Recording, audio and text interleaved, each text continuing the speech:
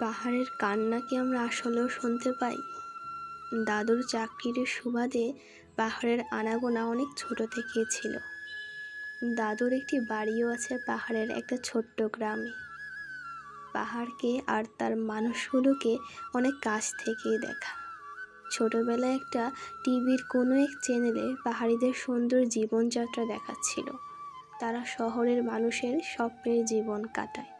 আমার ছোট্ট মন অনেকটাই অবাক হয়েছিল। আসলে যেখানে দৈনন্দিন জীবনে ব্যবহারের জলের জন্য পাহাড় থেকে নিচে নেমে আবার উঠতে হয়, জলের পাত্রগুলো নিয়ে আর্থিক কষ্টে কাটাতে হয় জীবন, তাদের জীবন কি আসলেও এতটা সুখের হয়? আমরা শহরে মানুষেরা কি পারবো তাদের মতো করে একটা মাস কাটাতে? পাহাড়ের মানুষগুলোর জীবিকার, যোগাযোগ, শিক্ষার গল্পগুলো অনেকটাই পিছিয়ে আমাদের থেকে।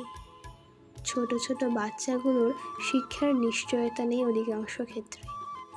পাহাড়ের অনেক জায়গায় পত্রিকা যেত বা এখনও যায়, হয়তো 2 দিন পর। এখনও ওখানে ইলেকট্রিসিটির সুব্যবস্থা নেই। গরমকালে এখনও থাকে না। আর নেটওয়ার্কের সুব্যবস্থা যে নেই তা আপনারা কখনো পাহাড়ে গেলেই টের পাবেন হয়তো। প্রাকৃতিক দুর্যোগ আর আমাদের পাহাড় কাটার ঘটনা তো অজানা নয়। পাহাড়ে শীতকালে বেশ শীত পড়ে, কিন্তু আমাদের সাহায্যের হাত সেখানে সুবিধা বঞ্চিত মানুষদের কাছে পৌঁছায় না।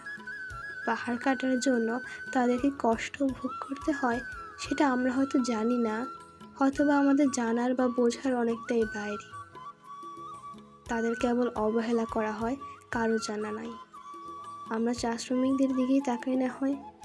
আমি যখন জানতে পারি চা শ্রমিকদের বেতন সম্পর্কে, তখন একটা অবাস্তব মনে হয়। এত কম টাকায় তারা সংসার চালায় কিভাবে?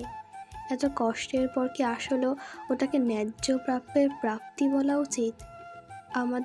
তাদের বাচ্চাগুলো কি শিক্ষা পাচ্ছে, নাকি তাদের কাছে 3 বেলা খাবার খাওয়াটাই বিলাসিতা? প্রশ্ন জেগেছে কখনো মনে?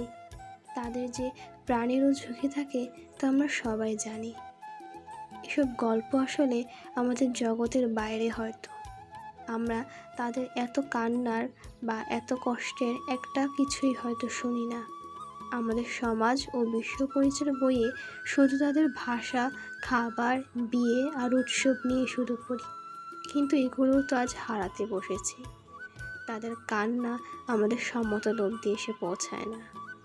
ততখানেই দেখি যতখানি আমাদের মহাজনেরা দেখান আমাদের।